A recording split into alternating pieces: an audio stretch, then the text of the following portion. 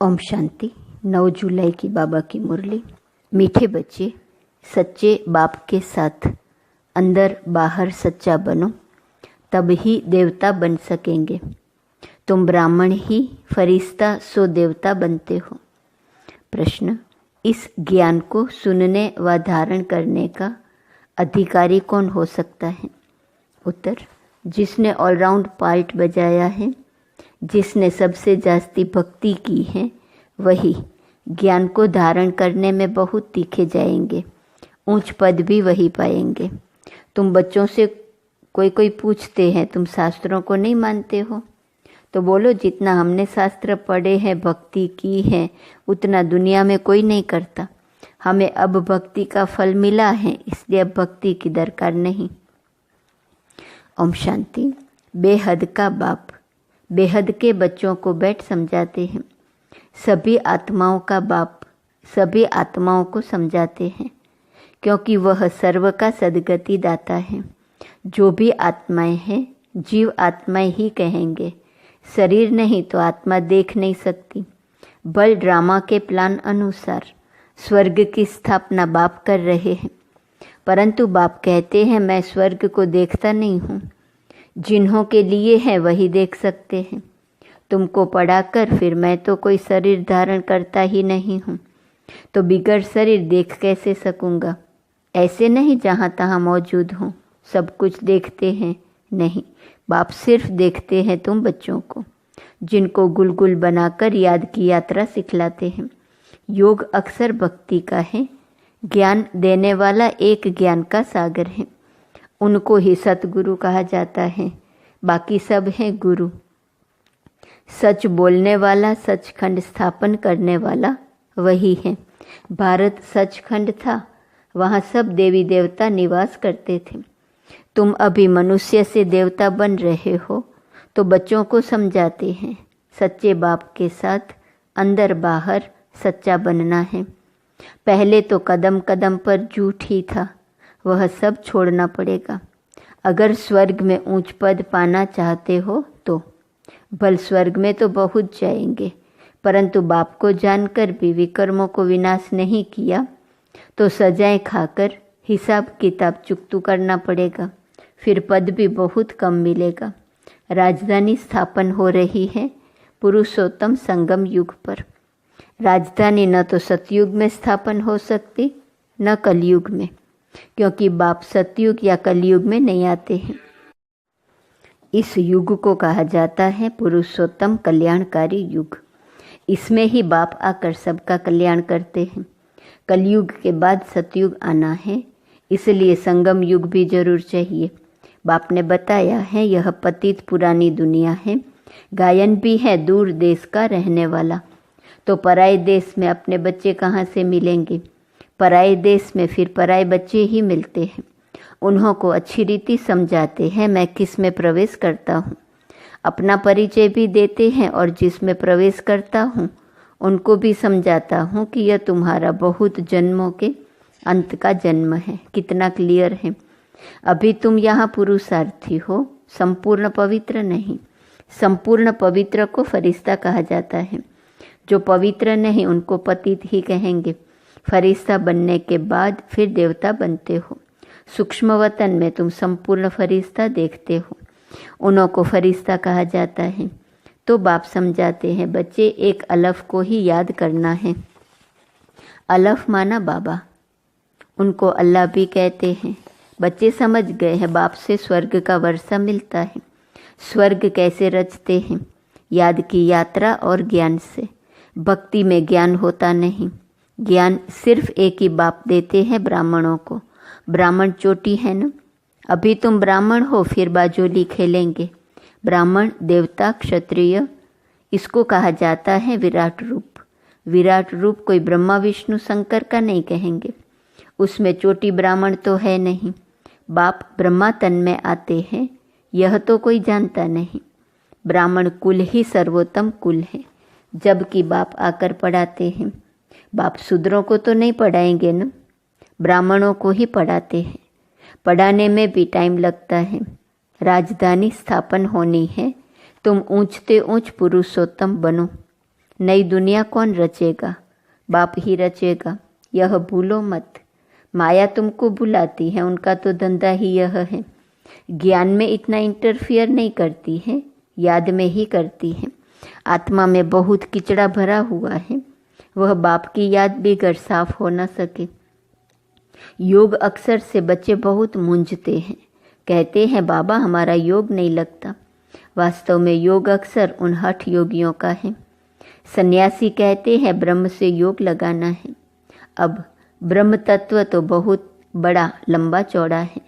जैसे आकाश में स्टार्स देखने में आते हैं, वैसे यहाँ भी छोटे छोटे स्टार मिसल आत्माएं हैं। वह है आसमान से पार, जहाँ सूर्य चांद की रोशनी नहीं। तो देखो कितने छोटे छोटे रॉकेट तुम हो। तब बाबा कहते हैं पहले पहले आत्मा का ज्ञान देना चाहिए। वह तो एक भगवान ही दे सकते हैं। ऐसे नहीं सिर्फ भगवान को नहीं जानते, परंतु आत्मा को भी नहीं जानते। इतनी छोटी सी आत्मा में 84 के चक्र का अविनाशी पार्ट भरा हुआ है। इनको ही कुदरत कहा जाता है और कुछ नहीं कहते। आत्मा 84 का चक्र लगाती ही रहती है। हर 5000 वर्ष बाद यह चक्र फिरता ही रहता है। यह ड्रामा में नोंद है। दुनिया अविनाशी है, कभी विनाश को नहीं पाती। वो लोग दिखाते हैं बड़ी प्रलय होती है, फिर श्री कृष्ण अंगूठा चूसता हुआ पीपल के पत्ते पर आता है, परंतु ऐसे कोई होता थोड़े ही है। यह तो बेकायदे है। महाप्रलय कभी होती नहीं। एक धर्म की स्थापना और अनेक धर्मों का विनाश चलता ही रहता है। इस समय मुख्य 3 धर्म हैं। यह तो ऑस्पिशियस संगम युग है। पुरानी दुनिया और नई दुनिया में रात दिन का फर्क है। कल नई दुनिया थी, आज पुरानी है। कल की दुनिया में क्या था यह तुम समझ सकते हो। जो जिस धर्म का है उस धर्म की ही स्थापना करते हैं। वो तो सिर्फ एक आते हैं, बहुत नहीं होते, फिर धीरे धीरे वृद्धि होती है। बाप कहते हैं तुम बच्चों को कोई तकलीफ़ नहीं देता हूँ। बच्चों को तकलीफ़ कैसे देंगे? मोस्ट बिलव्ड बाप है ना। कहते हैं मैं तुम्हारा सदगति दाता, दुख हरता सुख करता हूँ। याद भी मुझ एक को करते हैं। भक्ति मार्ग में क्या कर दिया है, कितनी गालियाँ मुझे देते हैं। कहते हैं गॉड इज़ वन, सृष्टि का चक्र भी एक ही है। ऐसे नहीं आकाश में कोई दुनिया है, आकाश में स्टार्स हैं। मनुष्य तो समझते हैं एक एक स्टार में सृष्टि है, नीचे भी दुनिया है। यह सब है भक्ति मार्ग की बातें। ऊंचते ऊंच भगवान एक हैं। कहते भी हैं सारी सृष्टि की आत्माएं तुम्हारे में पिरोई हुई हैं। यह जैसे माला है, इनको बेहद की रुद्र माला भी कह सकते हैं। सूत्र में बांधी हुई है। गाते हैं परंतु समझते कुछ नहीं। बाप आकर समझाते हैं बच्चे मैं तुमको जरा भी तकलीफ़ नहीं देता हूँ। यह भी बताया है जिन्होंने पहले पहले भक्ति की है वही ज्ञान में तीखे जाएंगे। भक्ति जास्ती की है तो फल भी उनको जास्ती मिलना चाहिए। कहते हैं भक्ति का फल भगवान देते हैं, वह है ज्ञान का सागर, तो जरूर ज्ञान से ही फल देंगे। भक्ति के फल का किसको भी पता नहीं है। भक्ति का फल है ज्ञान, जिससे स्वर्ग का वर्षा सुख मिलता है। तो फल देते हैं अर्थात नरकवासी से स्वर्गवासी बनाते हैं एक बाप। रावण का भी किसको पता नहीं है। कहते भी हैं यह पुरानी दुनिया है, कब से पुरानी है वही सब नहीं लगा सकते हैं। बाप है मनुष्य सृष्टि रूपी जाड़ का बीज रूप, सत्य है, वह कभी विनाश नहीं होता। इनको उल्टा जाड़ कहते हैं। बाप ऊपर में है, आत्माएं बाप को ऊपर देख बुलाती हैं। शरीर तो नहीं बुला सकता। आत्मा तो एक शरीर से निकल दूसरे में चली जाती है। आत्मा न घटती न बढ़ती, न कभी मृत्यु को पाती है। यह खेल बना हुआ है।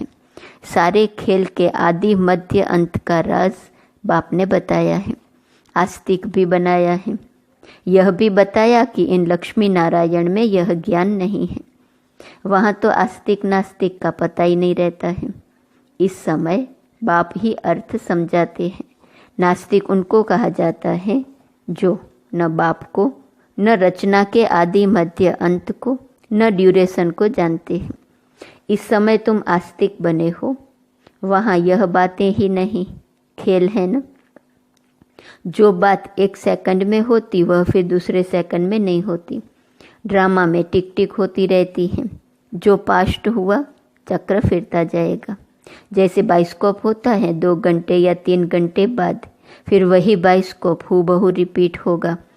मकान आदि तोड़ डालते हैं, फिर देखेंगे बना हुआ है, वही हूबहू रिपीट होता है। इसमें मूंझने की बात ही नहीं। मुख्य बात है आत्माओं का बाप परमात्मा है।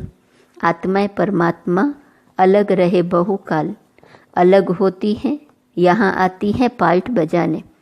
तुम पूरे 5000 वर्ष अलग रहे हो। तुम मीठे बच्चों को ऑलराउंड पार्ट मिला है, इसलिए तुमको ही समझाते हैं। ज्ञान के भी तुम अधिकारी हो। सबसे जास्ती भक्ति जिसने की है, ज्ञान में भी वही तीखे जाएंगे, पद भी ऊंच पाएंगे। पहले पहले एक शिव बाबा की भक्ति होती है, फिर देवताओं की, फिर 5 तत्वों की भी भक्ति करते व्यभिचारी बन जाते हैं। अभी बेहद का बाप तुमको बेहद में ले जाते हैं, वह फिर बेहद के भक्ति के अज्ञान में ले जाते हैं। अब बाप तुम बच्चों को समझाते हैं, अपने को आत्मा समझ, मुझ एक बाप को याद करो। फिर भी यहाँ से बाहर जाने से माया भुला देती है। जैसे गर्भ में पश्चाताप करते हैं, हम ऐसे नहीं करेंगे।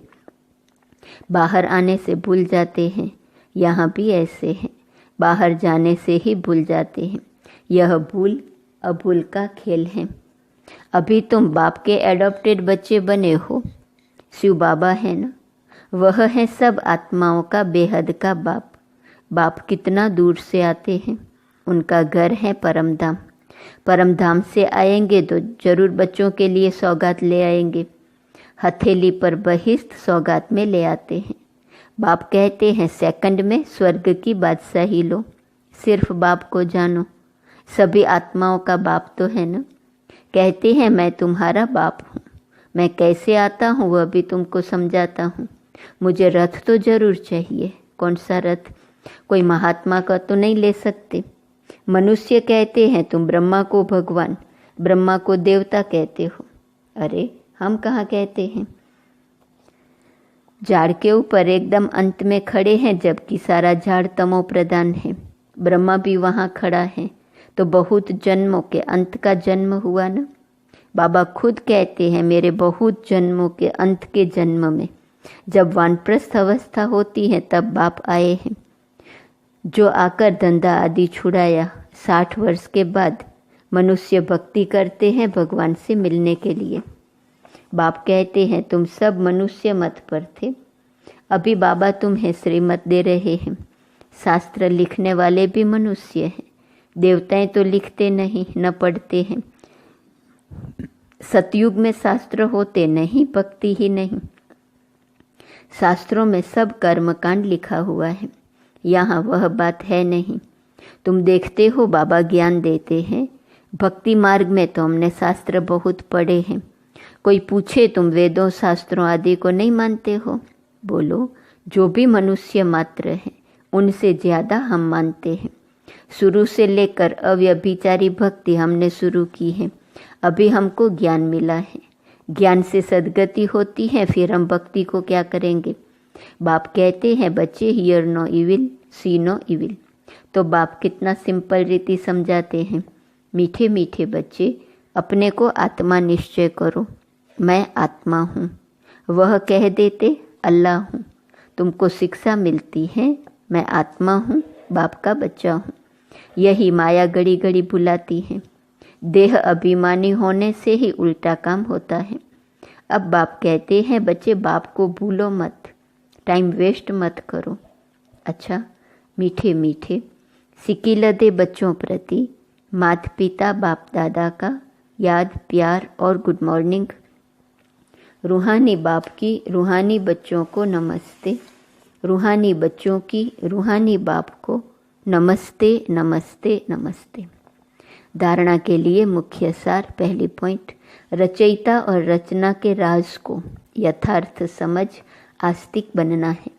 ड्रामा के ज्ञान में मूंझना नहीं है। अपनी बुद्धि को हद से निकाल बेहद में ले जाना है। दूसरी पॉइंट, सूक्ष्म वतनवासी फरिश्ता बनने के लिए संपूर्ण पवित्र बनना है। आत्मा में जो कीचड़ा भरा हुआ है उसे याद के बल से निकाल साफ करना है।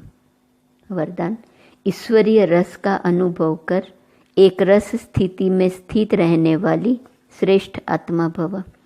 जो बच्चे ईश्वरीय रस का अनुभव कर लेते हैं उनको दुनिया के सब रस फीके लगते हैं। जब है ही एक रस मीठा तो एक ही तरफ अटेंशन जाएगा ना। सहज ही एक तरफ मन लग जाता है, मेहनत नहीं लगती है। बाप का स्नेह, बाप की मदद, बाप का साथ, बाप द्वारा सर्व प्राप्तियाँ सहज एक रस बना देती हैं। बाप का स्नेह, मदद, साथ और प्राप्तियाँ सहज एक रस बना देती हैं। ऐसी एक रस स्थिति में स्थित रहने वाली आत्माएं ही श्रेष्ठ हैं। स्लोगन, कीचड़े को समाकर रत्न देना ही मास्टर सागर बनना है। स्वमान, मैं दाता हूँ। अव्यक्त इशारे की पॉइंट 9 जुलाई। कोई अपने संस्कार व स्वभाव के कारण आपके सामने परीक्षा के रूप में आए, लेकिन आप सेकंड में अपने श्रेष्ठ संस्कार से, एक की स्मृति से ऐसी आत्मा के प्रति भी रहम दिल का संस्कार व स्वभाव धारण कर लो। यही है उपकार करना। ओम।